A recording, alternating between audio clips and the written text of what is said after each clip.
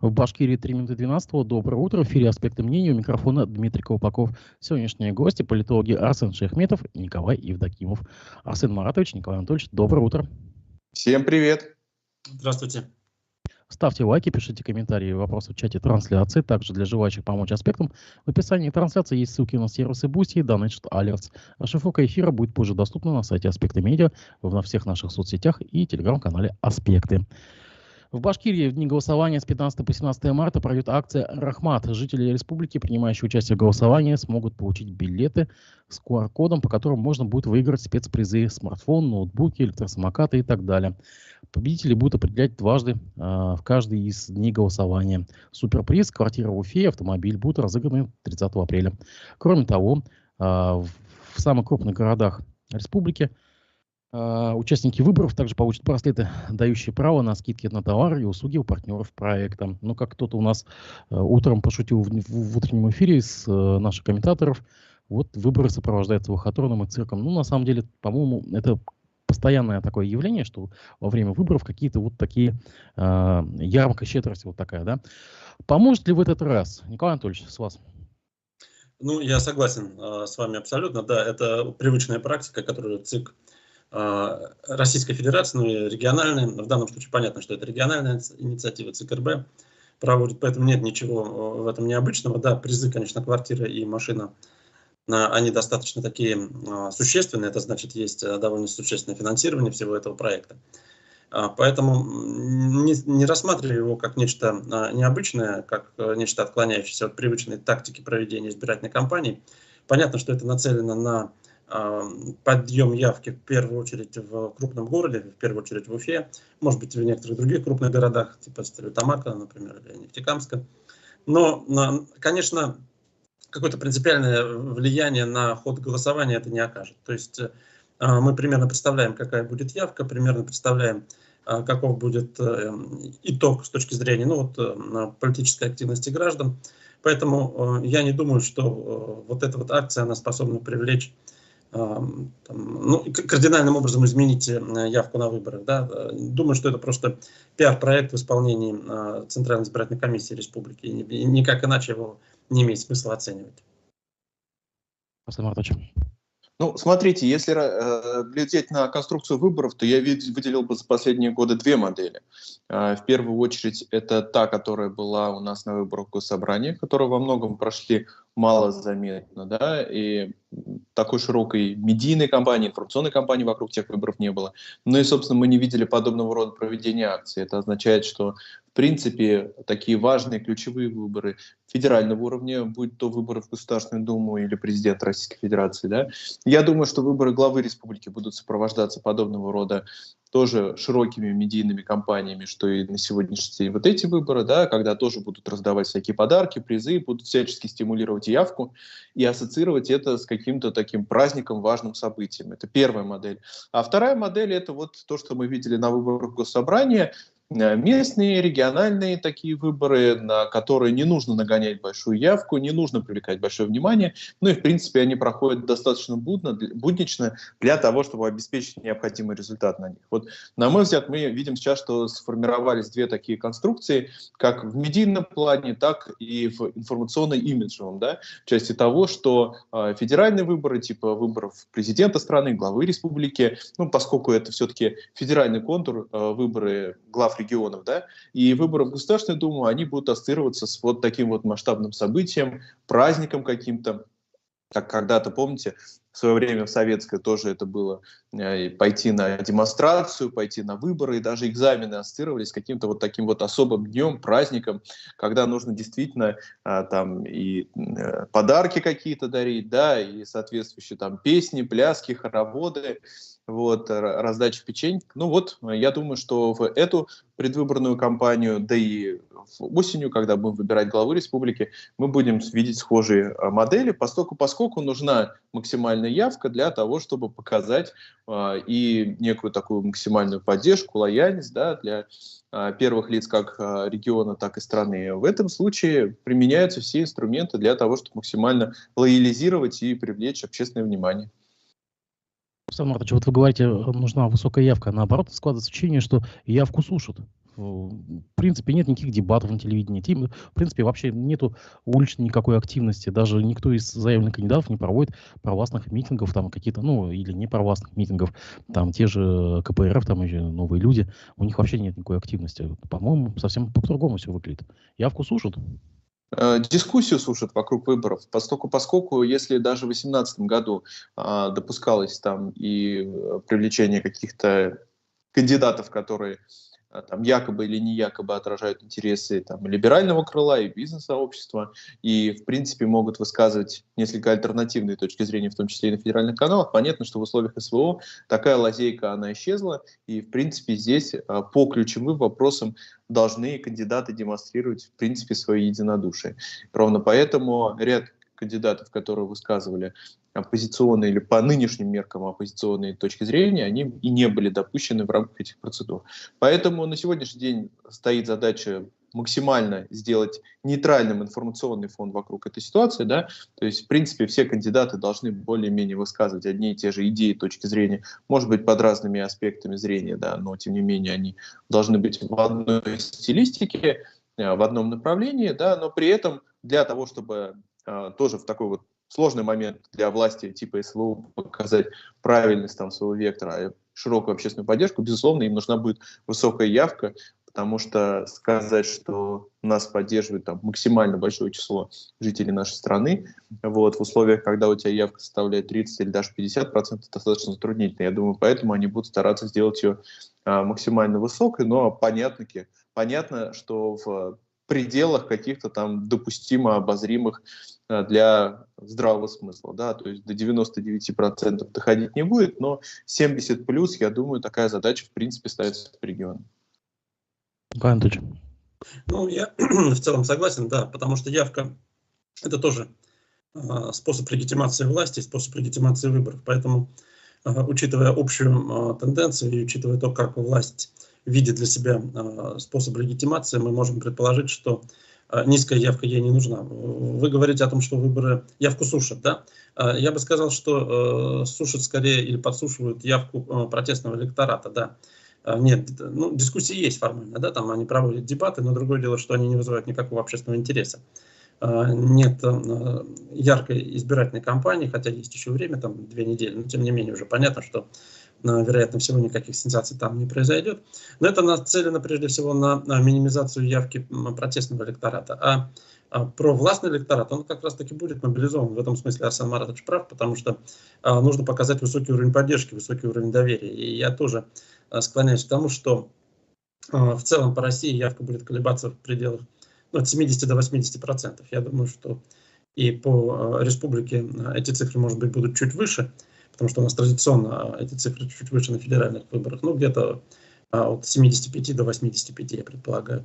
Но в целом вот сушки явки как таковой нет, потому что власть действительно заинтересована в том, чтобы мобилизовать именно лояльной власти, провластный электорат, который, в общем-то, на выборы не всегда ходит хорошо, поскольку полагает, что без него власть справляется. И в том числе с этими выборами тоже справится. Ну, я бы еще единственное добавил, что помимо лояльного и протестного электората, конечно, основное стремление – это рекрутировать на выборы сомневающихся, ленящихся, да, отсиживающихся дома. Я думаю, вот это основная задача, потому что их, как правило, большинство. С лояльными-то понятно, они всегда поддержат. Протестные, они, в принципе, уже в этом плане тоже для власти, ну, так сказать, потерянный электорат, да, потому что склонить их на свою сторону невозможно будет. А вот принудить или стимулировать прийти тех, кто сомневается, кто обычно не ходит, кто хочет остаться дома, это вот как раз-таки та возможность за счет таких инструментов, типа браслетиков, акций, подарочков, это вот привлечет. У меня тоже есть ряд таких знакомых, которые как раз-таки об этом говорят. Ну, за подарками приду, подарки получу, дальше домой пойду. Арсен Маратович, вот по состоянию на 7 марта вы процент колеблющийся во сколько оцениваете?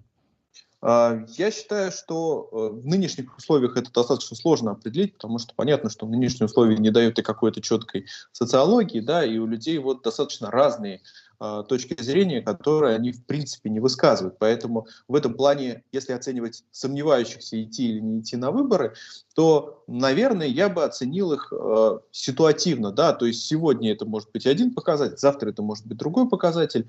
Понятно, что люди в целом... Поэтому я спрашиваю по состоянию на утро. Да, вот, понятно, что в целом люди осознают, что каких-то сенсаций в рамках этих выборов не случится, что, в принципе, все достаточно понятно и предрешено, и какой-то там особой необходимости их участия в этой процедуре нет, да, но все равно все движутся разными факторами, кто чисто патриотическими, кто в силу привычки, кто потому что вот печеньки раздает. Поэтому я думаю, что за такой вот сомневающийся электорат по моим оценкам, я думаю, что это человек процентов 40, наверное, да, в больших городах, в деревнях, в сельской местности, да, в сельской местности это процентов, ну, наверное, может быть, там 10-15 в таком контексте, да, а совокупно, если складывать, ну, сельскую и городскую общность, это получается, наверное, процентов, ну, 25, может быть, да, это вот от 100 вычтите 25, вот вам 75, в принципе, и получится, да, но это очень грубые подсчеты. Я думаю, что, в принципе, различными технологиями власти удастся показать явку 70+. Понятно, что для этого делается электронное голосование в ряде субъектов. В нашем это не практикуется, но 3 дня голосования, и по опыту прежних там выборов, да, и вот этих вот голосований за Конституцию, мы помним, что, в принципе, в условиях такой вот расширенной возможности различными способами волеизъявиться, да, и власти со своей стороны тоже контролировать эти результаты и в нужные моменты где-то что-то подкручивать, да, в этих случаях как раз-таки нужные цифры добываются достаточно просто. Николай Анатольевич, на ваш взгляд, сколько колеблющихся на сегодняшний день? Смотрите, Дмитрий, мы должны разделять колеблющихся с точки зрения выбора, за кого голосовать, или колеблющихся ли идти ли вообще на выборы. Прийти, да. Для начала хотел прийти, не прийти. Если говорить о том, прийти или не прийти, то я думаю, до 50%. До 50% населения на сегодняшний день колеблется по этому вопросу, или, точнее говоря, не то, что колеблется, оно вообще пока не задумывалось над этим вопросом. Так как избирательная кампания идет очень квело, очень неинтересно, то я думаю, что большинство людей пока занято какими-то более житейскими вещами. Ну, вот 8 марта, там завтра праздничные дни. И, в общем, мало кто осознает, что выборы уже через 2 недели всего. Большинство людей ведь принимают решение о том, идти или не идти на избирательный участок уже непосредственно в день голосования. Ну, вот есть время, схожу, нет времени, ну и бог с ним. А учитывая, что интриги в выборах, в общем-то, нет, большинство и не видит в этом собственного политического участия. То есть полагает, что собственное политическое участие в этом плане никак проявляться не будет, поэтому выборы воспринимаются скорее как ритуал. То есть люди, которые готовы участвовать в них как в неком ритуальном событии, да, они придут. Я не знаю, что придут. Как с той, так и с другой стороны. Это не обязательно лоялисты, хотя их, конечно, большинство, да, но и в том числе представители оппозиции, оппозиционно настроенные граждане, которые все равно собираются прийти, там, но принципиально проголосовать за представителя оппозиции, там, или что-то сделать с бюллетенем. Такие тоже есть. Но большинство, они все-таки, я думаю, до 50%, они не знают, пойдут они или нет. Они будут решать этот вопрос ситуативно. На ваш взгляд? Да, но, конечно, из этих 50%, там, условно, я согласен, что это очень условная цифра, там, ну, процентов 25, например, может и прийти, а вот вам уже 75% как раз и получится явки. На ваш взгляд, вот события двухмесячной давности в Баймаке вот на наш статус электорального султаната как-то повлияет, вот конкретно вот в привязке к президентской кампании? Скажется ли это на явки на выборы? И на явки, и на результаты именно вот в тех местах, да, в Заурале, допустим, или там в тех районах, где башкироязычное население подавляющую часть составляет. Я думаю, что принципиально не скажется. Я не думаю, что будут какие-то колоссальные там разрывы в цифрах по явке или в цифрах голосования там по так называемому, по фавориту, так скажем, избирательной кампании, да. Возможно, понижение там на какие-то проценты, там 2-3%, там до 5%, но так, чтобы мы наблюдали некий такой провал, да, то есть резкое снижение явки и резкое снижение голосования за тех или иных кандидатов или повышение, наоборот, да, голосования за оппозиционных кандидатов. Нет, это не произойдет, и тому есть несколько причин. Во-первых, все-таки это регионы административно достаточно хорошо управляемые вот с точки зрения именно организации избирательной кампании. А во-вторых, я сомневаюсь, что те протесты, которые были в Баймаке, они апеллировали именно к федеральной власти. у нас в сознании населения очень часто эти уровни власти разводятся. То есть есть конкретные претензии, там, например, к региональной власти. Это никак не скажется на уровне поддержки или слабо сказывается на уровне поддержки федеральной власти. Равно как и наоборот. Поэтому я думаю, что каких-то вот глобальных изменений по сравнению с предыдущими выборами мы наблюдать не будем. Там частичные какие-то в пределах статистической погрешности, да, возможно, но не более того.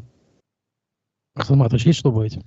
Да, я думаю, что на федеральные конкретно выборы это мало скажется, потому что если вспомнить заявление тех, кто выходил в Баймаке на улице, да, и потом записывал видеообращение, они все так или иначе апеллируют к федеральной власти, к президенту страны, да, поэтому говоря вот опять-таки, да, о глубинном народе, на мой взгляд, это все-таки люди, которые воспринимают Владимира Путина как своего президента, да. Правильно, ошибочно, там, искренне, неискренне, да, или, может быть, это все-таки политтехнология, да, такой ход, обратиться все-таки к главе страны, да, за какой-то там защитой или поддержкой. В этом контексте это не очень важно. Вот. Публично они высказывали вот позицию в поддержку президента, да, и апеллировали именно к нему. В этой части, мне кажется, что скорее о каком-то существенном влиянии можно будет говорить в сентябре на выборы главы республики.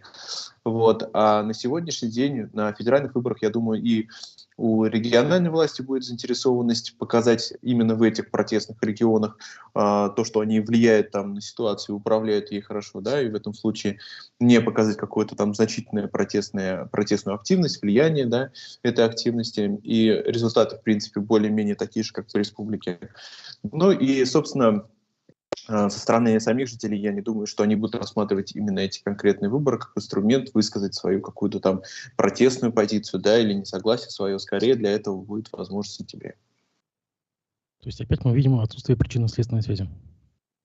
Получается так, и в нашей стране это, в принципе, достаточно распространенное явление, потому что в этой системе сбитых коммуникаций, да, постоянно, и утраты, в принципе, причинно-следственной связи и логики во многих процессах, я думаю, что подобные явления будем видеть все чаще и чаще.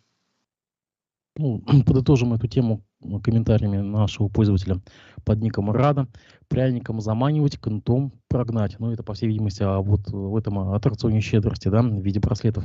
Также она пишет подарки подарками, но нужно делать правильный выбор. Ну, действительно, не прибавить, не отбавить. Действительно, как бы так оно и есть. Давайте пойдем с вами дальше. Я, кстати, призываю нашу аудиторию ставить лайки, делиться трансляцией. Для желающих помочь нам, и в описании к трансляции есть ссылки на соответствующие сервисы. У нас на днях в эфире здесь был представитель руководитель штаба кандидатов в президенты России Бориса Надежды Аким-Туктаров. Он заявил в нашем эфире, что структура штабов сохраняется, но находится в замороженном состоянии. На ваш взгляд, для чего это делается, для чего все заморожено, для чего костяк сохранен? Я так понимаю, что, в принципе, вся эта структура у них осталась, как бы, ну, не погибла, а осталась. Что Надежда будет замышлять и дальше, после 17 числа? Партия, может быть, общественное движение, на ваш взгляд? Арсен Маратович, давайте с вас. Ну, я думаю, что, в принципе, как и сами штабы, вся система будет заморожена, да, до лучших времен, так сказать. Важные для них действия они сделали уже. Они создали некую инфраструктуру, они получили некий срез своей общественной поддержки, да. Пускай это люди, которые там при прочих равных, может быть, за Надежду не проголосуют, да, и в следующий раз не будут стоять где-то там в очередях, но, тем не менее, это люди, которые тоже даже уже этим ходом высказали свою позицию в этом плане и там, передали какие-то свои контакты штабу самого Надеждина, да, для того, чтобы впоследствии можно было с этим потенциальным электоратом, в принципе, работать. Поэтому я думаю, что активной какой-то публичной работы мы вряд ли увидим, но вот такую вот точечную работу со своим собственным электоратом, некую такую инфраструктуру потенциальных избирателей, я думаю, что штаб тем самым выстроил. Да? То есть есть люди, с которыми можно разговаривать, контакты которых тоже имеются, да, какие-то там персональные данные и прочее. Что касается непосредственно штабов и координаторов на местах, то это тоже очень важная инфраструктура для того, чтобы в один момент можно было стать там, федеральной, системной, сетевой историей какой-то. Мы помним, что по такому же пути пытался пойти почивший недавно политик Алексей Навальный. Да? При жизни был внесен в реестр террористов и экстремистов.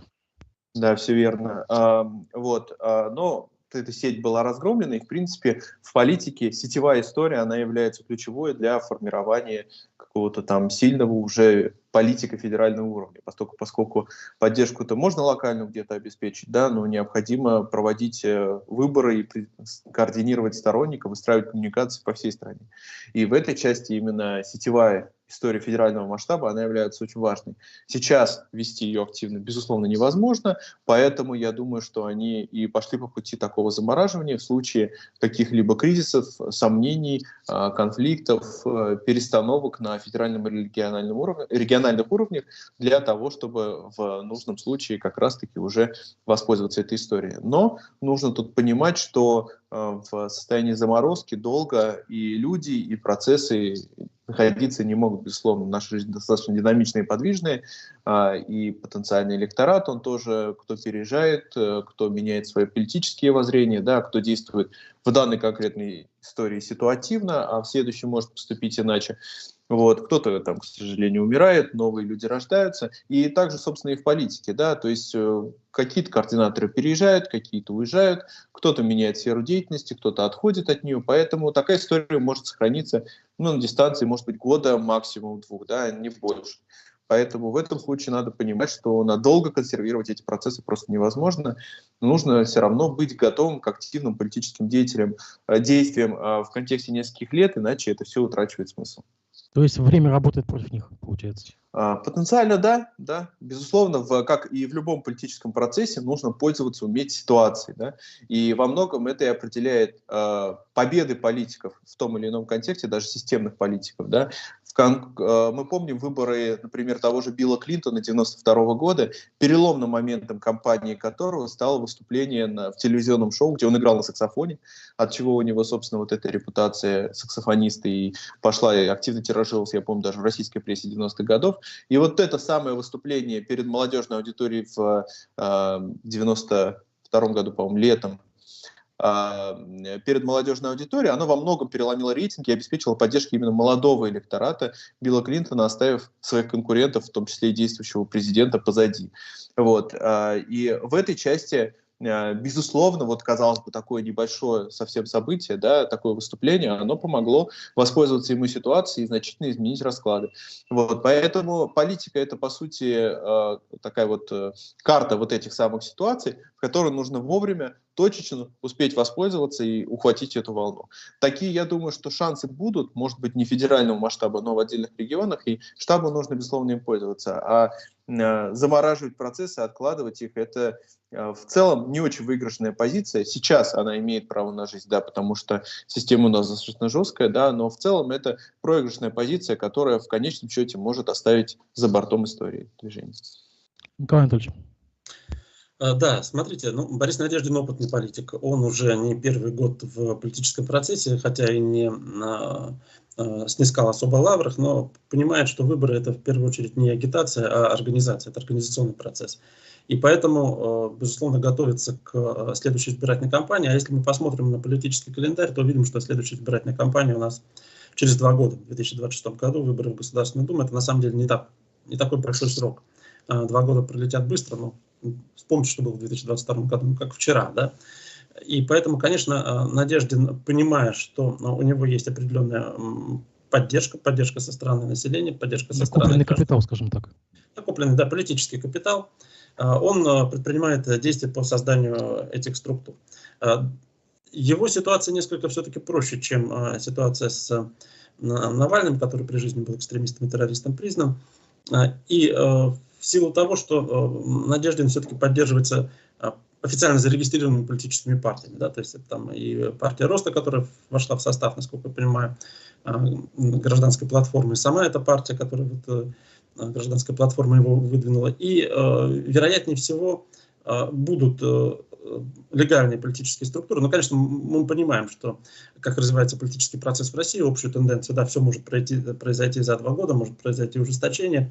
И по косвенным признакам мы видим, что есть уже давление и на сторонников Бориса Надеждина. Но, тем не менее, да, он понимает, что необходимо создание структур реально работающих, потому что, откровенно говоря, те политические партии, которые не представлены в парламенте, да, в общем-то, и многие из тех, которые в парламенте представлены, их региональные отделения существуют чисто номинально. У нас, например, в республике. Они существуют только на бумаге. И создание реально действующих структур в этом смысле, конечно, необходимо, но если они рассчитывают на какой-то результат. Они, безусловно, рассчитывают. Тем более, что те люди, которые, например, подписались за Бориса Надеждина, они и так уже получают, например, в мессенджерах рассылку с определенными там предложениями, с определенными новостями и так далее. То есть уже в этом направлении ведется работа на будущее. И эта работа будет продолжена, я полагаю, по мере того, как будет приближаться выборы в Государственную Думу. Но я согласен в целом и с тем, что Арсен Маратович сказал, что промедление здесь для этих политических сил, оно подобно политической смерти, потому что можно упустить момент. Все-таки Борис Надеждин, он выдвинулся на волне во многом антивоенного движения, да, сторонников окончания СВО. И насколько эта волна окажется такой долгосрочной, сказать сложно. То есть за 2 года она вполне может пойти на спад. Откровенно говоря, Борис Надеждин, если и был известен, то очень узкому кругу людей, интересующихся политикой, есть риск, что если он не будет продолжать активно в политике присутствовать, если он не будет наращивать собственную узнаваемость, то через 1,5 года или через год о нем постепенно начнут забывать, а через 2 года вспомнят, это какой-то там Надеждин, что-то там пытался 2 года назад баллотироваться, но не получилось. Но ситуация меняется, в России она очень динамична, и если интерес к собственной персоне не поддерживать, если он упадет, то выборов в Государственную Думу через 2 года, в общем-то, тоже можно провалить, по большому счету. Я соглашусь, только добавлю еще один момент, что действительно Николай Анатольевич прав. Надеждин выдвинула ситуацию. И эту ситуацию очень легко и очень быстро можно упустить. Поэтому важно ей пользоваться тоже и здесь, сейчас. И плюс все-таки и сила, и слабость компании Надеждина в том, что в принципе люди голосовали там, да, ставили подписи не за него конкретно, а за идею. Это сила этой кампании, потому что это достаточно широкий потенциальный электорат, да, разношерстная публика, и можно объединить разные слои и найти к ним подходы и ключи к коммуникации. Но другой вопрос, слабость в том, что голосовали не конкретно за этого политика, да, узнаваемость у него все равно очень невысокая, а голосовали за идею. И в этом случае, конечно, нужно ему формировать собственный капитал в этом плане.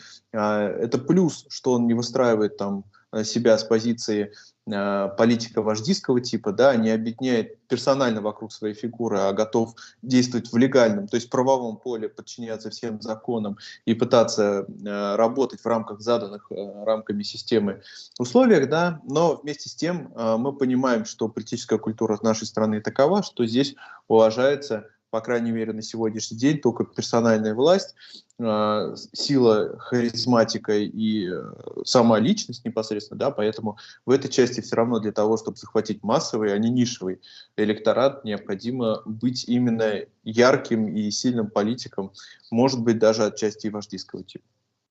Насколько мы понимаем, сейчас Надежда находится за границей. По крайней мере, нет такой информации, что он вернулся. Так ведь? Ну, я этого не слышал, по крайней мере, то, что я последний слышал, что он в стране, когда он на интервью ходил. Так или иначе, нет ли у вас обоих такое впечатление, чтобы не допустить его к следующей избирательной кампании, которая, как вы говорите, будет через 2 года, та самая большая, ему там прикрутят какой-нибудь статус иноагента, террориста, экстремиста, не знаю, нежелательной организации и так далее. Чтобы просто как-то изолировать от его аудитории или изолировать от предстоящих думских выборов. Николай Анатольевич. Во-первых, да, насколько я понимаю, он находится за границей, насколько я вижу из сообщений в средствах массовой информации, в телеграм-каналах. На мой взгляд, это политтехнологически не очень удачный шаг с его стороны, если сейчас в эти дни проходили его апелляции в Верховный суд по поводу снятия его кандидатуры, то, конечно, лучше бы, если бы он присутствовал лично во время этих судебных разбирательств. Но вот он выбрал такой вариант. Не знаю, чем это было обусловлено. Наверное, были какие-то причины или неверие в может, просто предложение, от которого нельзя отказаться. Вы же знаете, они нелегко делаются. Этот вариант тоже нельзя исключать. Но в любом случае я не исключаю того развития событий, о котором вы сказали. То есть это или ярлык иноагента, или запрет фактически на деятельность, или попытка найти какие-то уголовные дела, связанные, может быть, с ведением там бизнеса и тому подобными вещами. То есть, все это, в общем, мы знаем, каким образом делается. И учитывая общий курс политического режима в России, общий курс на ужесточение и на выжигание политического пространства, оппозиционного в том числе, да, которое представляет альтернативную точку зрения, ну, этого нельзя исключать. То есть общая тенденция, она вполне допускает такое развитие событий. Мне хотелось бы верить, что этого не произойдет, но исключать этот вариант, безусловно, невозможно. Хорошо. Ну, с одной стороны, Борис Надеждин в этом плане не политический лидер, на мой взгляд. Он может объединить вокруг какой-то идеи людей, да, но идти до последнего, отстаивать эту идею, он все-таки не готов, и, по-моему, он говорит об этом и вполне себе откровенно, да, что я там человек с не очень уже хорошим здоровьем, я не прям такой вот борец, идти до последнего, идти на баррикады, я, безусловно, не готов, я готов действовать только в легальном поле. Поэтому как идеолог, как человек, который может объединить вокруг себя некоторые группы людей, он, безусловно, силен. Но вот как лидер такой, да, как лидер перемен каких-то, вот, как человек, который готов вести за собой людей до последнего, я думаю, что это не та совсем история, поэтому в этом случае такой прям реальной опасности для власти он не представляет. Вот. Но при этом мы прекрасно видим, что власть сейчас, в принципе, старается не допускать любые какие-то альтернативные, даже достаточно мягкие позиции и в массовой среде, да, и среди тех людей, которые хоть там нескольких людей могут вокруг себя объединить, обладают хоть каким-то там, может быть, локальным, но политическим ресурсом, да, или коммуникационным ресурсом, вокруг которых можно объединить. Того же, если взять пример признанного иностранным агентом тоже Бориса Юльевича Горлицкого, которого сейчас в очередной раз судят и заключили под стражу за по статье по оправданию терроризма, мы это прекрасно видим. То есть это не тот человек, который там тоже готов возглавить какое-то общественное движение, активно призывать сторонников к каким-то идеям, переменам. Да, он скорее философ, идеолог, скорее человек, который может объединять людей по каким-то там общим философским воззрениям, да, идеям.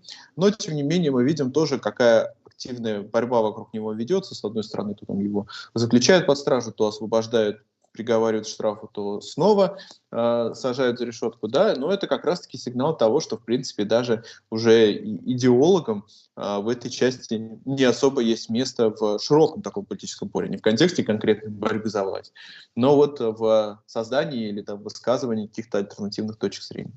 Поэтому с этой точки зрения, конечно, Бориса Надеждина могут ждать инструменты ограничения его влияния.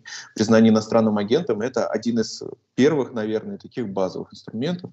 Тем более мы видим, что на сегодняшний день законодательство еще больше ужесточается в этом плане, и даже там размещать уже рекламу, может быть, как-то коммуницировать с иностранными агентами будет очень проблематично в ближайшее время.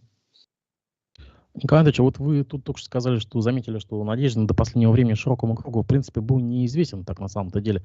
И, может быть, действительно, до последнего бы он оставался известен как там помещик из Долгопрудного. Но вот во вторник у меня был на эфире Хафизов из Компартии, бывший депутат Курултая.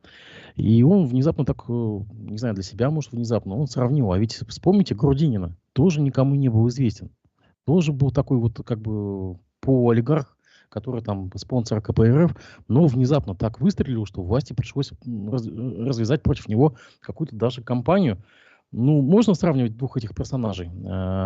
Давайте с вас, Николай Анатольевич. Смотрите, этих двух персонажей можно сравнивать, но только в одном контексте, что и тот, и другой достаточно неожиданно и для себя, и для власти оказались центром притяжения довольно большого числа сторонников. То есть вдруг выяснилось, что в обществе есть запрос на новые лица. То есть и Грудинин в 2018 году, и Надеждин в 2022, 2023, 2024, да, то есть на рубеже наших этих двух годов, они выступили как достаточно новые фигуры, и оказалось, что у людей есть запрос на них. Оказалось, что они могут, ну, может быть, предположительно, да, составить там какую-то более значимую конкуренцию Владимиру Путину на выборах, чем традиционные представители системных политических партий. Но с этой стороны их можно сравнивать, но есть существенное отличие. Все-таки Грудинин опирался на уже достаточно сильную и сложившуюся структуру КПРФ. Он был выдвинут как раз той самой системной партией, которая, в общем-то, ну, является такой, в кавычках, оппозиционной политической партией, но на самом деле вполне себе вписывается в существующую политическую систему, вполне вписывается в существующие политические реалии и вполне лояльно проводимому политическому курсу. Понятно, что с 2022 года, с началом спецоперации, КПРФ стала еще более системной, да, еще более лояльной и вообще потеряла всякую, наверное, оппозиционность. Но и в 2018 году, когда Грудинин выдвигался, это тоже имело место быть уже. То есть Грудинин возник и раскручивался и проводил кампанию, все-таки пользуясь уже сложившейся структурой, которая у него была. Имеется в виду структурой региональных штабов КПРФ, пользуясь тем аппаратом, пользуясь теми информационными возможностями, которые в этой партии есть. Они несопоставимы, конечно, там, с «Единой Россией», например, да, или с государственными какими-то каналами, но они все-таки есть. У Бориса Надежды ничего этого не было. Ничего этого не было. То есть он объединил людей именно вот то, о чем Арсен Маратович говорил, вокруг определенной идеи. То есть это человек, люди, подписываясь и надеясь на выдвижение Бориса Надеждина, все-таки рассчитывали проголосовать именно за определенные идеи, которые он несет. Да? Ну, в данном случае, вероятно, антивоенные идеи, да? Идеи, связанные с либерализацией и поворотом в какой-то степени там, страны на Запад. У Грудинина немножко другая история. То есть они схожи внешне, они схожи по характеру запроса населения на новые лица, но структурно, идеологически вот эти ситуации, они довольно сильно отличаются все-таки. Арсен? Я бы тоже не искал схожести, потому что действительно даже вот этот вот путь рекрутирования в их кандидаты в президенты, он был очень разный. Грудинина поддерживала действительно системная партия, которая достаточно большой электорат, и Грудинин, в принципе, выступал тем персонажем, который имел какой-то бэкграунд за собой, не политический, а социально-экономический, хозяйственный, на чем он, собственно, активно апеллировал.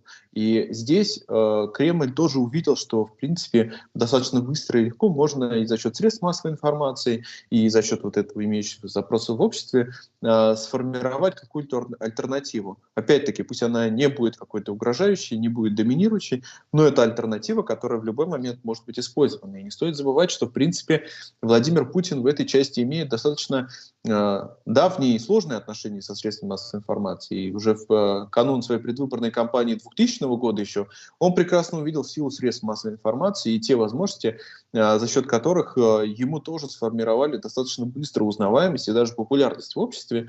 Хотя, в принципе, даже будучи премьер-министром, он был мало узнаваемым политиком. Да? И он видел тоже, какое влияние оказали и СМИ, и в истории с Собчаком, когда тоже он проиграл выборы, которые штаб предвыборный Собчака возглавлял Путин, и очень быстро через средства массовой информации, в том числе и затравили Собчака, и привели его практически к смерти. Да? У него там инфаркт случился на фоне всей этой истории уголовных дел. Вот. Поэтому Владимир Путин очень быстро начал выстраивать лояльную систему средств массовой информации, пытаться так или иначе их переносить на себя, потому что понимал, что через них очень быстро можно создать какую-либо альтернативу, создать узнаваемость, создать популярность и так далее. В этой части уроки той предвыборной кампании были учтены, и в этом случае мы не видели никакого нового Грудинина, да, и в помине. То, что представляет из себя там тот же Харитонов или Слуцкий, ну, мы все прекрасно видим через эти самые предвыборные ролики. Там никакой идеологической платформы, никакой программы нету, да, и никакой харизмы даже в этих персонажах нет. Оба из них апеллируют каким-то пресловутым образом прошлого, да, которые очень сомнительно вообще могут ли даже 0,5% на сегодняшний день дать. Вот. Но при этом вот у Надеждина была совсем другая модель. Не сказать, что это политик известный какой-то из народа вышедший, да, но это человек, который смог поймать волну, смог объединить вокруг идеи какой-то, да, мы видели несколько потенциальных таких кандидатов в президенты, которым так объединить вокруг идеи не удалось, как это удалось Надеждину. Ровно потому, что он давно уже в этой системе, он человек достаточно опытный, он знает, на какие инструменты надавить, да, и какие инструменты, может быть, задействовать. И в этом плане он, конечно, родился не из народа, далеко не из народа, да, но он проявил себя как опытный и чуткий идеолог, который смог уловить вот эту волну общественных настроений. Но как политик в условиях России, опять-таки, да, в условиях, там, может быть, Западной Европы или Соединенных Штатов, он бы мог воспользоваться этим капиталом куда лучше, да, потому что там рассматривают в качестве сильных политиков не только тех, кто пропагандируют какую-то жесткую риторику или непосредственно там силовые действия. Да, но вот у нас в стране такая политическая культура, особенно сейчас, когда либеральные люди, демократические, исходящие из правовых каких-то убеждений, они воспринимаются как, ну, мягко говоря, не очень сильные политические деятели, в отличие от как раз-таки тех, кто готов действовать жестко, силовым путем и ярок так в своей риторике, как там Владимир Путин, например. Да? Вот, поэтому в этой части, в условиях данной кампании, я думаю, что их задача была просто заявиться о себе, да, и со стороны электората тоже, чтобы он тоже как-то себя обозначил, потенциальных людей, с кем можно было разговаривать, и уже вот в более спокойном режиме работать на будущее, на перспективу. Может быть, следующее такое движение возглавит и не Надеждин, я думаю, что, скорее всего, так и получится. Да? Но в рамках нормального политического процесса это Надеждин был тем инструментом, который смог вокруг себя объединить людей, да, помочь им проявиться, заявиться, ну, создать им некого рода такую безопасную обстановку через свою личность, да, через свою персону, благодаря которому они смогли сказать, что да, мы здесь есть, мы вот существуем, мы готовы. А дальше, я думаю, что этим процессом могут заниматься уже совсем другие люди и возглавлять это движение тоже, если его кто-то возглавит вообще. Буквально на минуту перенесемся за океан. Там разворачивается своя президентская кампания. Я говорю об Соединенных Штатах Америки, где во вторник прошел так называемый супервторник. Это масштабные первичные выборы кандидатов от Демократической и Республиканской партии. И по итогам Дональд Трамп вызвал Джо Байдена на дебаты. Цитата: «Я призываю к дебатам везде, всегда, в любом месте. С нетерпением жду ответа», сказал господин Трамп. Ну, пока не было еще ответа видимо, от Байдена. Ну, посмотрим. Ну, вот смотрите, как бы два мира, два шапира. Вот там избирательная кампания и здесь.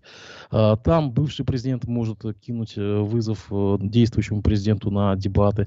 А здесь мы видим, что никто из так называемых альтернативных кандидатов не может себе такого позволить, чтобы просто Владимира Путина вежливо пригласить на дебаты на телевидении там, или еще куда-либо. Когда мы сможем наблюдать перелом такой кампании, когда мы сможем наблюдать, что действительно за одним столом сядут и действующие президенты, и альтернативные кандидаты. Что должно для этого вообще измениться? Ну, Арсен Маратович, давайте с вас. Ну, у нас тоже есть экс-президент. Даже в политической элите он на сегодняшний день находится, но мы видим, что риторика у него тоже значительно поменялась за последние годы, но, тем не менее, она, мягко говоря, не противоречит текущему курсу. Но что касается Соединенных Штатов и России, здесь все-таки в первую очередь разница в политической культуре и в социально-экономическом устройстве наших стран. Именно оно и определяет разницу вот этих и моделей предвыборных гонок, да, и, собственно, разницу в принципе позиционирования кандидатов в президенты в нашей стране и в Соединенных Штатах. Все-таки у нас, опять-таки, повторюсь, достаточно сильный персоналистский режим, и он, если так посмотреть ретроспективно на историю нашей страны, он, в принципе, по большому счету был практически всегда, да, и царская власть выстраивалась как сильный персоналистский режим, да, и в советское время тоже достаточно быстро к этому пришли, и даже к системе вождизма, чего, может быть, даже не было на определенных этапах имперского периода. Вот. И вот этот вот совсем небольшой отрезок нашей истории, когда был у власти там и Михаил Горбачев, и Борис Ельцин, когда, несмотря на то, что Борис Ельцин тоже называли русский царь Борис, да, мы вспомним, и Горбачев, в принципе, тоже своего рода был там генеральным секретарем ЦК КПСС и вынужден был действовать в тех условиях, да, но тем не менее такое какое-то преклонение перед своей личностью он тоже не организовал. Вот этот совсем короткий период, он показал для общества нашей страны в целом, что да, действительно есть альтернатива, но она пришлась и на очень негативный социально-экономическом плане период в истории нашей страны, да, но с другой стороны, общество ждало вот этих политиков каких-то привычных для них, для общества в смысле сильных таких, да, волевых решений, а эти решения скорее исходили из интересов там, большинства узких финансово-коммерческих групп каких-то, да, или проходили в принципе на очень депрессивном социально-экономическом историческом фоне, что априори делало их в общественном понимании как слабыми политиков. Да, и поэтому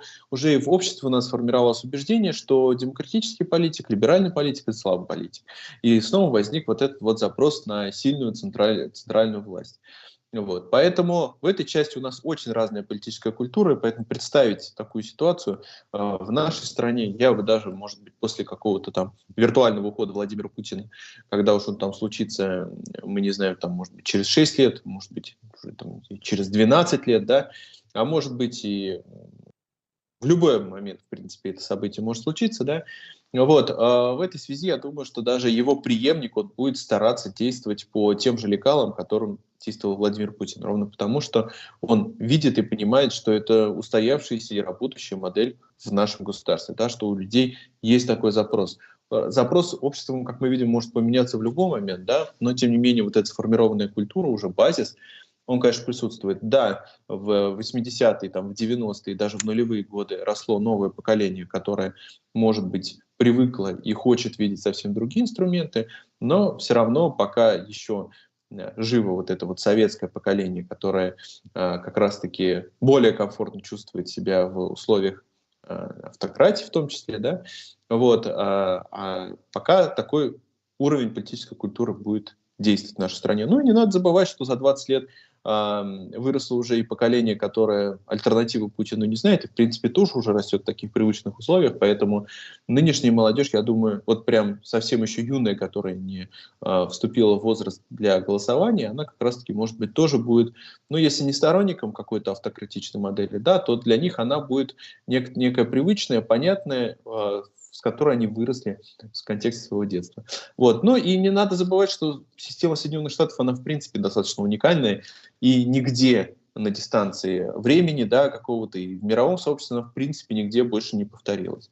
Поэтому мы, конечно, каждый раз к ней апеллируем, где-то смотрим с юмором, где-то с завистью, да, где-то с какой-то, ну вот, непривычной для нас ситуации, на которую, может быть, можно равняться, а может быть, можно брать из нее какие-то уроки, да, но и попытка ее имплементации на российскую действительность, по советскую действительность 90-е годы, да и, в принципе, попытка ее имплементации где-то в других частях мира, она не потерпела успеха, потому что действительно уникальные условия, уникальное место, и очевидно, только в Соединенных Штатах это работает, и то мы видим, что даже последние годы, в принципе, это сбоит. И успех Дональда Трампа, ну, такой условный успех Дональда Трампа, он все-таки связан в первую очередь с тем, что демократы сейчас не очень сильны, несмотря на то, что они находятся у власти, и общий кризис политической системы, в том числе и в Соединенных Штатах, как и в мировой системе, да, лидерской, мы тоже прекрасно видим. Два политика под 80 там, или уже даже за 80, может быть, лет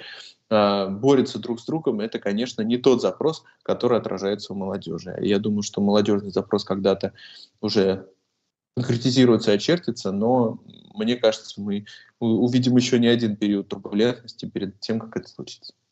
Я видел просто небольшой комментарий такой, что у Трампа просто нету совхозов в пригороде Вашингтона, не на что давить, поэтому нечего отнимать. Ну, так или иначе. Николай Анатольевич, на ваш взгляд.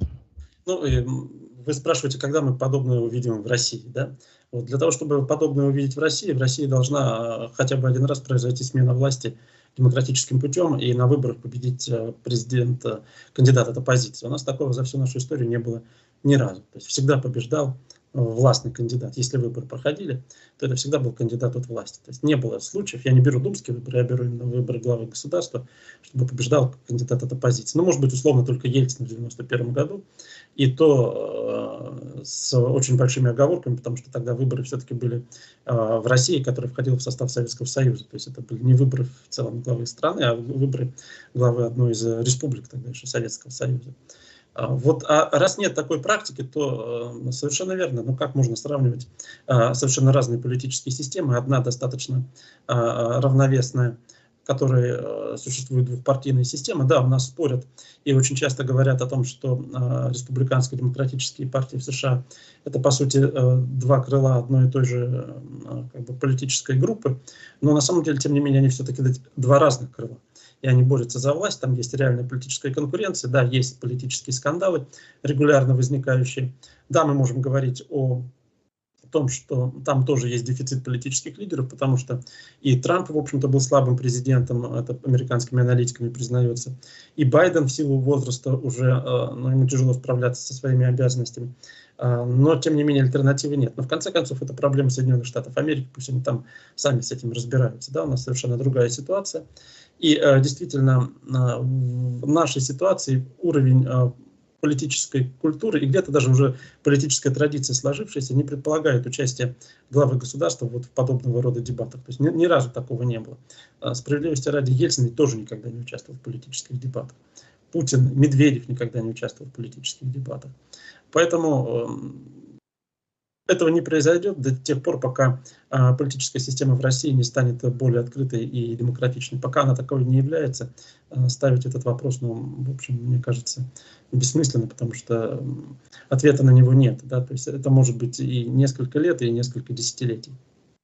Хотя добавлю еще тот момент, что несколько лет назад мы говорили, мол, о том, что такая полностью демократическая система у нас может сформироваться лишь в тех условиях, когда каждый новый кандидат будет уверен в том, что даже в случае, если там он проиграет на выборах, то ему будет гарантирована личная безопасность там какая-то, да, от преследований, от изъятия капитала и так далее. У нас тоже был действительно уникальный период в истории нашей страны, когда два подряд президента, Горбачев и Ельцин, подали в отставку добровольно. Это, в принципе, была, наверное, первая такая ситуация, когда лидеры страны добровольно уходили от власти. Ну, может быть, тоже не стоит брать пример Николая II, его принудили это подписать, да, и, собственно, судьбу семьи Николая II мы знаем. Ну, и были несколько царей в истории нашей страны тоже, которые уходили от власти не путем своей там личной смерти, да, отказываясь от престола, но это все равно не были добровольной историей. Эти люди ушли добровольно по своей воле, и, в принципе, им сохранили, там, гарантировали безопасность, неприкосновенность, в том числе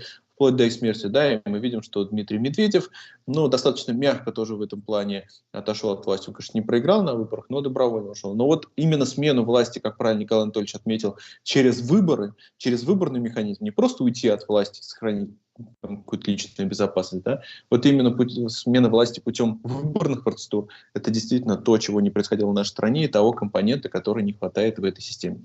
Потому что это, конечно, совсем обратная ситуация.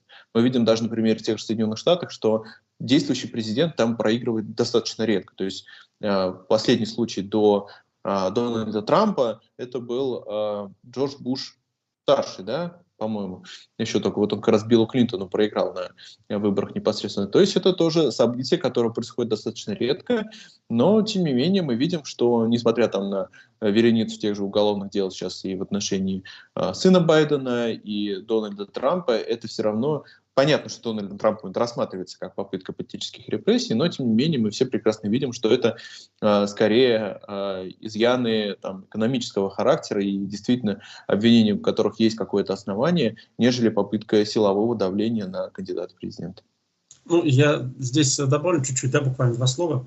Речь идет не о том, что сменяются персонали, да, а в России, в принципе, отсутствует традиция передачи власти оппозиции. То есть нет традиции, при которой власть передавала бы свои функции оппозиции в результате поражения на выборах.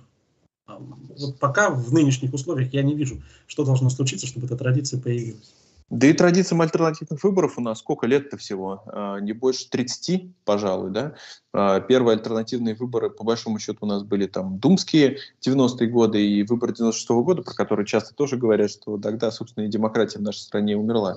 Они были во многом сверхконкурентные, да, но и при этом сверхскандальные. И во многом для большей части избирателей нашей страны они уже тогда дискредитировали в принципе саму эту процедуру. Да?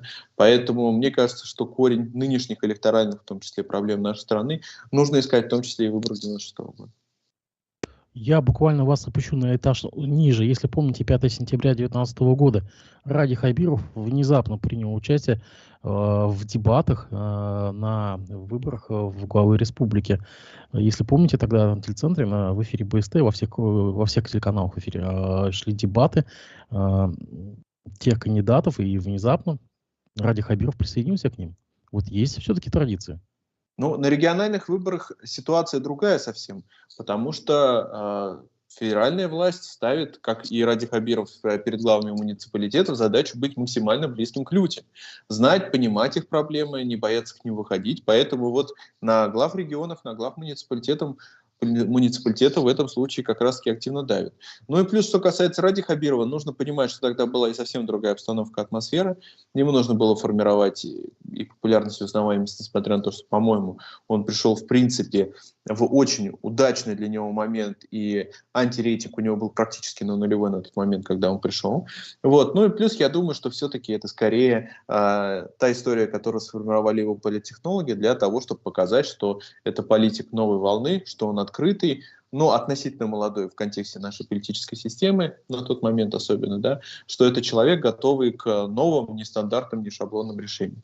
Делая такой вывод, исходя из того, что, в принципе, мы видели трансформацию личности Ради Хабирова самого в контексте этих лет. Да, в чем-то он действительно старается показывать себя таковым, там, открытым для диалога, доступным и прочее, да, но, тем не менее, мы видим, что, в принципе, его внутренней политической культуре в этом плане совмещены вот такой две политические субличности. Да? Это вот та, которая воспитана в традициях рахимовского и путинского режима, а значит, это такая жесткая силовая линия, не боящаяся там идти на конфликты где-то, на переделы и прочее. Вот. Но, с другой стороны, все равно он тоже и плод своего времени, да, он рос в годы да, больше свободы, больше демократичности и, как минимум, визуально демонстрация этого тогда еще в 2019 году достаточно почиталась, да, но и в нем это, безусловно, тоже сохраняется. Он прекрасно понимает, что без вот этого коммуникационного фактора быть политиком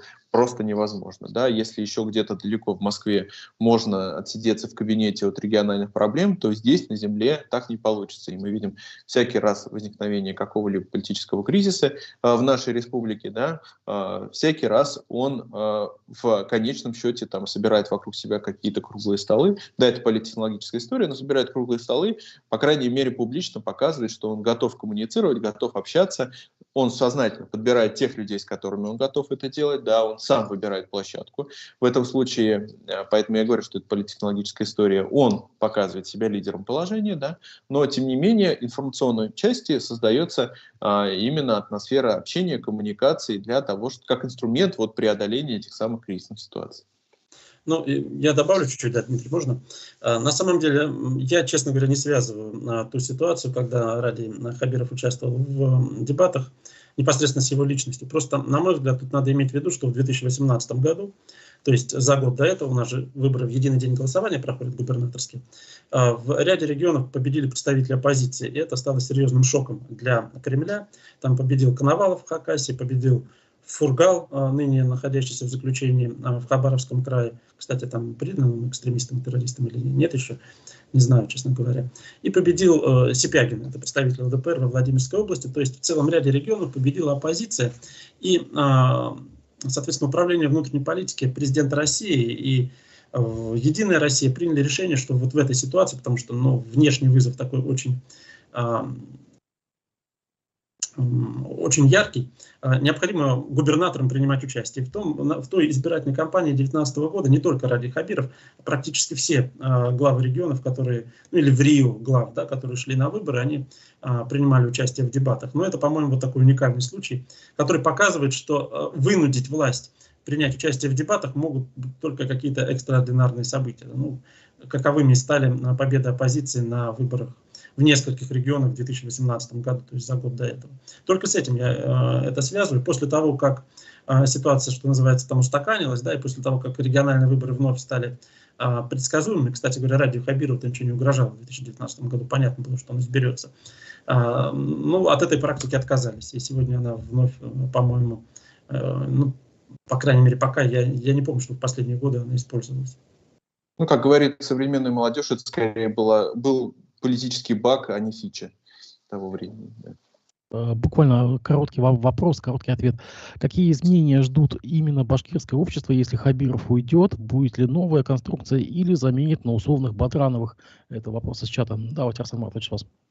Я думаю, что в текущей политической системе какие-то новые конструкции выстраивать не будут, да, потому что, в принципе, помните, тоже знаменитое выражение, да, и про автомат Калашникова, и про коммунистическую партию, что только не пытались строить, а в итоге получается коммунистическая партия. Все упирается в политическую культуру в обществе. Вот, понятно, есть какие-то ситуативные запросы, да, но общая привычка, общая рутина и общая вот эта вот коммуникационная и властная конфигурация, которая складывается в конкретном регионе или в конкретной стране, она очень устойчива. Даже в царское время, когда все уже вроде как устали от всего, и действительно страна разлагалась изнутри, пришли коммунисты, свежая волна, пытались все правила абсолютно переделать по-новому, да, но уже даже в сталинское время, а это получается буквально через 10 лет после становления коммунистической власти, пришли к тому, что даже сталинская система начала возвращать те элементы, понятные для общества, и персоналистской власти, которая была в царское время, да, и те же министерства начали возвращаться взамен наркомов, опять-таки, хотя от всего имперского тогда очень активно отказывались, потому что это понятные знаки, символы, понятные названия, понятные, а за названиями и символами идет и вот это вот внутреннее устройство, да, понятное для людей. И также в постсоветский период мы старались все очень быстро и резко поменять, да, но тем не менее все снова пришло на понятные традиционные круги своя. В этой части и у Башкортостана есть своя политическая культура, не случайно один и тот же формат режима, он перевоспроизводится в нашей республике. Ну вот посмотрите, там Зия Нуриев был таким сильным хозяйственником, управленцем, да, автократом по большому счету, и Мидхат Шакиров, и потом Муртаза Рахимов, да, ну, Хамитов в этой части рассматривался тоже как некий такой слабый политик, потому что он ярко не выражал такую же позицию, но тем не менее все равно вынужден был в чем-то и соответствовать. И Ради Хабиров в этой части тоже пришел как сильный такой хозяйственник-управленец, тоже автократичного типа, такая доминирующая личность. Вот. И этот запрос был просто овациями встречен на территории нашей республики. Понятно, что где-то сейчас подустали, где-то были допущены какие-то ошибки, может быть, там антирейтинг тоже подрос, особенно в сравнении с 2019 годом, но, тем не менее, мы видим воспроизводство одной и той же политической традиции. В этом плане, я думаю, что каких-то существенных изменений можно добиваться при системной работе на дистанции десятилетий, поэтому от следующего какого-то руководителя увидеть другую модель, мне кажется, не придется. Да? По крайней мере, на территории нашей республики мы раз за разом будем видеть воспроизводство одной и той же уже устоявшейся работающей модели. Немножечко не соглашусь. Все-таки, да, конечно, понятно, что политическая система сама не изменится, прежде всего потому, что региональный руководитель в последние годы, ну, уже несколько, лет 20, с 2004 года, по сути, выполняет волю федерального центра и является транслятором воли федерального центра. Региональные руководители опираются на ту политику, которую федеральный центр проводит и в стране, и, соответственно, по отношению к регионам. Но в случае, если произойдет смена руководителя субъекта, то, конечно, верхушка политической элиты поменяется.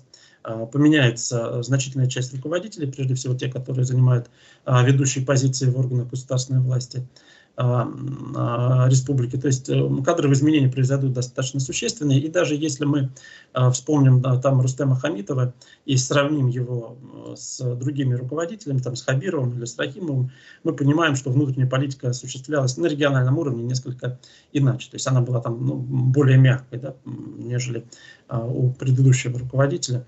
Мы, сравнивая ситуацию с кадрами, тоже видим, что и Хамитов, и Хабиров приводили свои команды, по большому счету, или пытались переформатировать политическую элиту. Поэтому, отвечая на ваш вопрос, скажу, что для рядового жителя Башкортостана, конечно, ничего принципиально не изменится, потому что базовые положения политического курса, внутриполитического и экономического курса, они закладываются федеральным центром. Но для политической элиты республики изменения, безусловно, будут. Но при этом кто является еще все-таки стабилизатором системы? Это региональный руководитель, это его там ближайшая политическая элита в виде замов, министров и даже, может быть, где-то и начальников управления отделов, да, или все же вот эта основная масса чиновничьего аппарата, которая, в принципе, это не меняется. Но это люди, которые там являются специалистами, начальниками отдела, да, кто при любом руководителе там были при Рахимове, они же остаются при Хамитове, потом при Хабирове. Это все-таки тоже та модель организации процесса, которая на базовом таком низовом уровне, она сохраняется. Эти люди-то они не меняются, они из республики никуда не уезжают. Они будут работать при любом руководителе, потому что это их работа, собственно, да. Вот. Поэтому в этой части я их больше рассматриваю как вот этот элемент выстраивания коммуникации, стабильности, нежели вот каких-то там руководителей, которые периодически сменяются. Вот эти люди-то они знают, что этот там министр, замминистра придет, уйдет, да, мы-то тут остаемся. И вот то, как мы привыкли работать 10 лет назад, 15 лет назад, 5 лет назад, да, так мы и будем продолжать работать. Я просто поясню, видимо, вопрос нашей аудитории связан с появившимися, так скажем, слухами или инсайдом о том, что господин Забелин уходит в федеральные структуры, по всей видимости, в Подмосковье, а на его место вот господин Батранов, по всей видимости, придет. И это просто такой инсайд. Ну, мы не знаем, да или нет. Хорошо. Так или иначе, да, у нас осталось мало времени, давайте пойдем дальше по повестке. Можно ли считать Дованкова от новых людей альтернативой для несогласных с текущей политикой власти? И здесь у нас уже комментарий есть в чате, что якобы Дованков вовсю переманивает к себе аудиторию Надеждина. Ну, хотя по последним заявлениям или вот предвыборной кампании Дованкова, я не скажу, что он прям такой антивоенный кандидат, если мы говорим вот об этой когорте несогласных. Асан Маратович, вас. Ну, для меня это такой же кандидат-спойлер, да. Мы говорили, что на прежних выборах всегда был один или два кандидата от там, либеральной структуры, да, от бизнес-структур, будь то в свое время там, Ксения Собчак, да, когда-то это был Прохоров, например, но на эти выборы, и Явлинский тоже был, но на эти выборы подобного рода кандидат не был допущен, но понятно, что какой-то подобный дискурс все равно должен звучать. Вот, и тем более на фоне вот этих очередей нужен человек, который бы перехватил эту повестку в той или иной степени, да, который бы, если бы там, не объединил и возглавил это движение, потому что власти это не особо и нужно, но человек, который бы его раздробил хоть как-то. Вот, и в этой части я думаю, что Дованков рассматривается как такой спойлер, который, может быть, даже в чем-то там... ну, такие мягко системные вещи высказывает, да, но, тем не менее, сразу после выборов об этом персонаже, я думаю, мы мало что будем слышать. Так же, как и на предыдущих там парламентских выборах, сколько КПРФ или там ЛДПР не заявляли о каких-то своих идеях, о своей оппозиционности, все равно они будут голосовать за те решения, которые спускаются Кремлем, там принимается Государственная Дума уже практически единогласно. Также и новые люди тоже претендовали в публичном поле перед выборами на какой-то свой особый статус, но мы видим, что в принципе та партия, которая также абсолютно системно голосует, и Дованков это тот персонаж, который после выборов вернется в свое русло такого же системного политика. У меня немножечко другое мнение по этому поводу. Я считаю, что частично Дованков может выступить человеком, который соберет голоса Бориса Надеждина. По крайней мере, он делал такие посылы, когда, например, ставил подпись за Бориса Надеждина, да и сам Надеждин давал понять, что, в принципе, из всех кандидатов Дованков ему кажется наиболее адекватным из тех, которые участвуют в нынешней избирательной кампании. Поэтому риторика Дованкова, она, в общем-то, может привлечь голоса того электората, который собирался голосовать за Бориса Надеждина. Другое дело, что не в полном объеме, потому что Дованков все равно воспринимается как политик системный, а Надеждин воспринимался как политик скорее внесистемный, но вдруг пожелавший выдвинуться на выборах в качестве кандидата. Поэтому не в полной мере, то есть не все голоса, безусловно, Надеждина, может даже не половина, но какую-то значительную часть. Тут ведь важно иметь в виду, что Дованков, ну, во-первых, все-таки вбрасывает определенные информационные поводы, которые позволяют говорить о нем как о стороннике мирных переговоров. Во-вторых, очень важный момент, что люди, которые собирались голосовать за Бориса Надеждина, да, мы говорим, что в основном это антивоенный электорат, но есть еще один важный фактор, это, в принципе, электорат, который выступает против архаизации общественной жизни, которая в России сегодня происходит. То есть все эти законопроекты о запрете там организаций, которые вообще непонятно существуют или нет, да, на самом деле в физическом поле, о запрете абортов, доносительстве и тому подобные вещи. То есть то, что не связано напрямую с СВО, но явно говорит об архаизации общественной жизни. И люди, которые выступают против этого, их Дованков, в общем-то, может привлечь, потому что в его избирательной кампании эта повестка очень отчетливо звучит. И опять же, да, он, безусловно, воспринимается как системный политик для людей, которые настроены внесистемно, которые вообще отрицают политическую систему России как достойную внимания. Эти люди, скорее всего, на выборы не придут или придут испортить бюллетень, за Дованкова они голосовать не будут.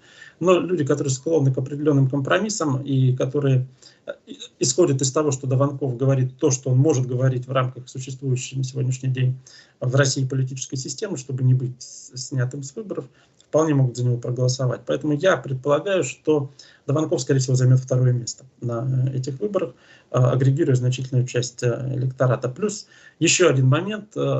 Дованков как раз-таки соответствует запросу на новые лица. Да, он системный политик, но он политик все-таки нового поколения, политик новой волны, который существенно отличается от того же Харитонова, который выдвигался еще на выборах в 2004 году, и, в общем-то, довольно непонятного Слуцкого, который ведет кампанию исключительно по сути, не свою кампанию, а кампанию покойного Жириновского. Анатольевич, а вот на ваш взгляд, вот люди из очереди, которые стояли к штабам Надеждина, и люди, которые стояли в очереди к Борисовскому кладбищу, это одни и те же люди? В значительной степени да. В значительной степени да, поскольку, я уже говорил, это люди, которые считают происходящие в России процессы архаизацией общественной жизни. Да? И речь здесь не только об отношении к специальной военной операции, да, большинство из них, наверное, противники СВО, но и в целом тех процессов во внутренней политике и усиливающегося вмешательства государства в частную жизнь граждан, которые мы сегодня наблюдаем. Поэтому я предполагаю, что в целом это примерно одни и те же люди. Так ведь Дованков за все как раз вот это, насколько мы знаем, из его кампании, он как раз за все это, он ничего это не осуждает. А что вы имеете в виду? Он за СВО, он за, собственно говоря, за все законы, которые репрессивные принимались. Подождите, не совсем так. Дованков внес законопроект о запрете доносительства, например, да, голосовал против законопроектов, связанных как раз с репрессивными законами, да, требует изменить практику отношения к иноагентству и ряд других моментов. Да, он не против СВО, он голосовал за специальную военную операцию. Но я напомню в целом, да, зрителям, может быть, что новые люди в свое время, в 2022 году, голосовали против признания независимости ДНР и ЛНР в феврале 2022 года, но затем уже через несколько дней проголосовали за начало специальной военной операции вместе с другими фракциями, и в дальнейшем по этому вопросу их позиция не изменилась. Но здесь, опять же, вопрос о радикализации российского общества и вопрос о том, видим ли мы возможности компромиссов. Да, новые люди оставляют возможности для таких компромиссов. Голосование за внесистемную оппозицию, равно как и голосование за радикалов от власти, таких компромиссов, по сути, не оставляет. Тогда почему, интересно, он не пришел на Борисовское кладбище? Ведь если, по сути, это весь потенциальный его электорат. По-моему, он пришел как раз. Нет? Нет. Там был Надеждин, Дунцова, Дунцова была, да. Дунцова, точно. Потому что при этом он остается системным политиком и видит себя в системном поле, и потому что он понимает, что приход на кладбище к могиле Алексея Навального, признанного прижизненным экстремистом-террористом, будет означать его разрыв, по сути, с властью и, соответственно, переход в категорию внесистемной оппозиции, к чему он не готов. Что, за 2 недели снимут с выборов, что ли? Быстрые решения не принимаются в таком случае.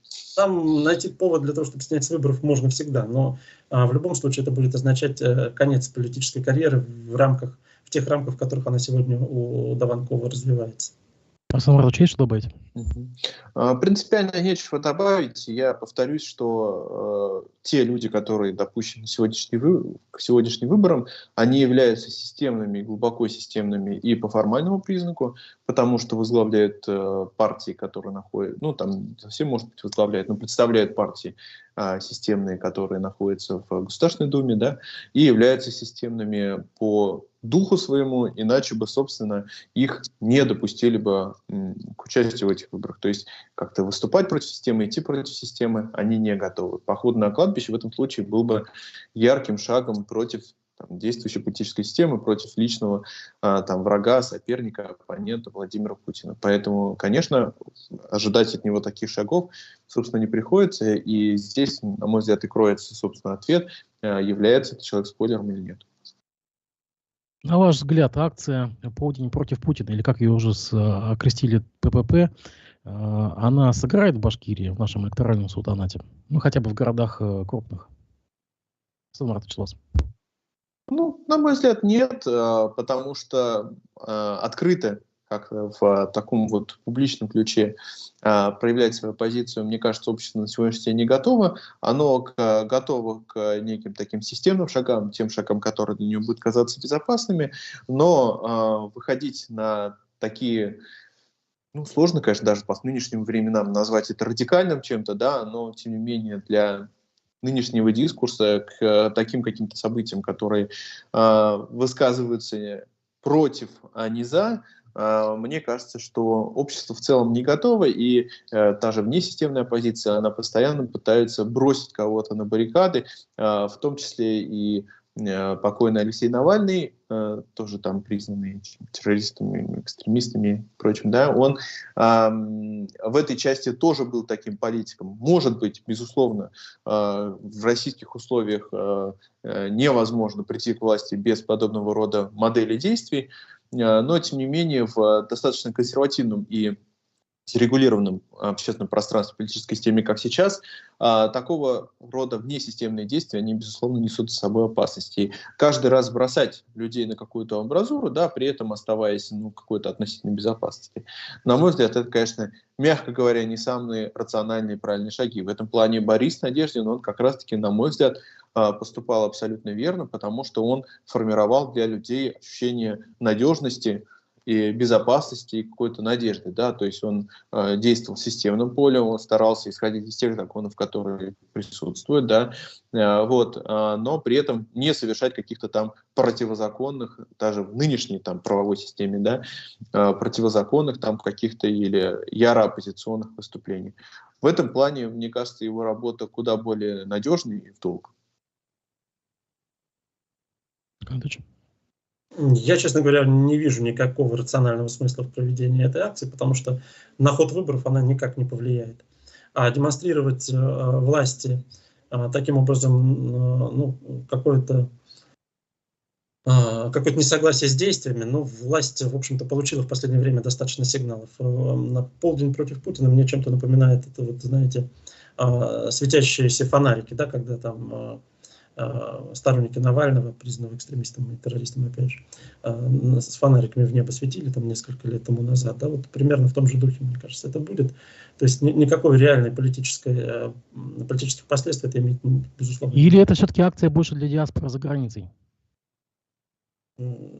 Каково влияние диаспоры за границей? Да, вот ошибка людей, которые сегодня находятся за границей, очень многие, они полагают, что насколько они адекватно представляют ситуацию в России на сегодняшний день. Для меня это большой вопрос, потому что мне кажется, иногда не совсем точно их представление о происходящем.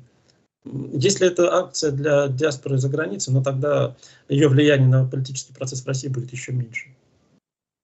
Вот так или иначе, мы все-таки видим, что есть реакция. Уже пошла реклама, что прямо в это время, в этот день, в полдень 17 марта, в местах рядом с УИКом будут праздничные гуляния в честь Масленицы. То есть, как бы такой способ замылить вот эту акцию. Вот видите, все-таки ответила власть. Значит, что-то опасается? Такие вещи регулярно происходят. То есть, да, власть пытается проводить альтернативные мероприятия и зачастую достаточно успешно в этом контексте. Но и плюс надо понимать, что акция «Полдень против Путина», она возможна только в достаточно крупных городах, я думаю, только в мегаполисах.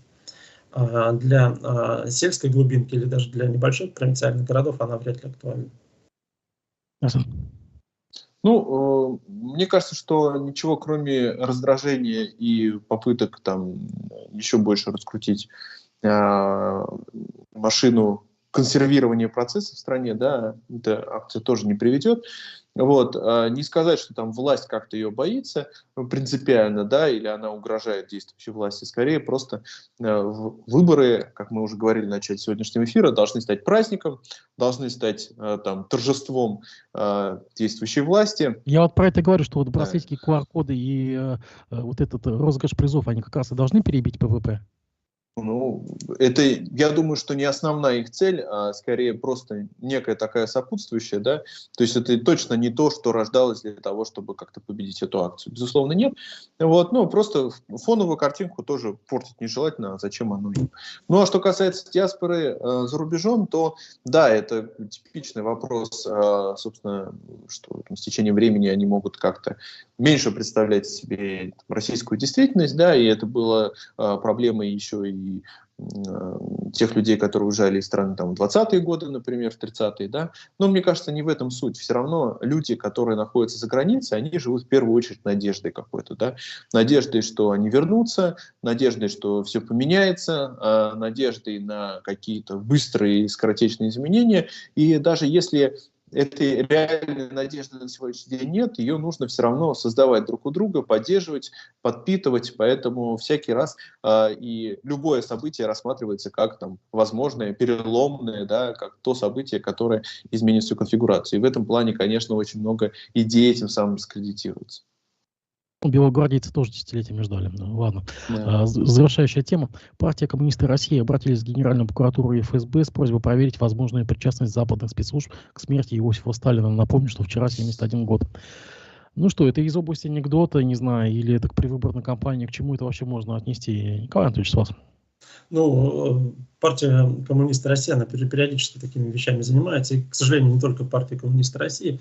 Это говорит о том, что в среде российской политической элиты, хотя эту партию вряд ли к ней можно отнести, очень часто происходит разрыв с действительностью, с политической действительностью, и принимаются не, собственно, рациональные политические решения, а решения идиократического характера, то есть продиктованные какими-то идеологическими посылами, которые просто невозможно выполнить. То есть коммунисты России, предпринимая такой шаг, понимают, что никакой реакции со стороны ни Запада, ни, в общем-то, российского руководства на это не произойдет. Это можно рассматривать как попытку напомнить о себе. Партия не участвует в выборах, как известно, да.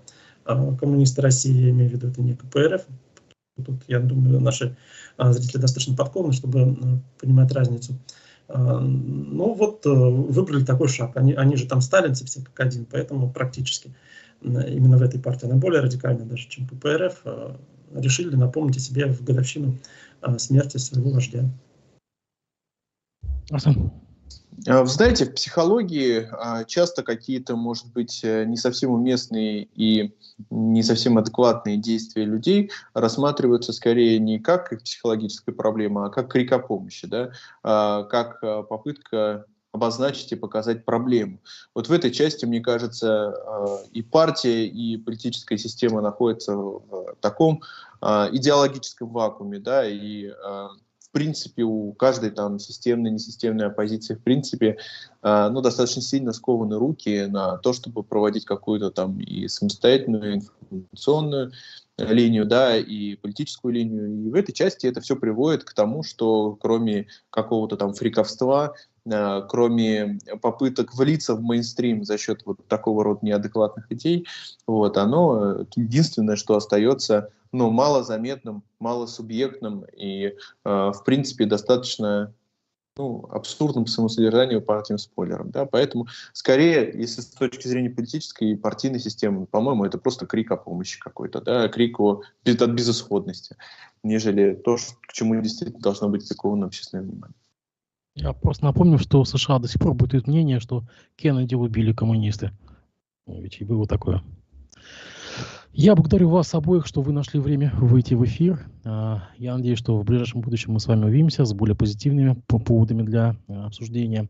Я поздравляю всех женщин с наступающим 8 марта. Также желаю вам всем отметить как можно лучше длинные выходные. Спасибо вам большое. До свидания. Спасибо.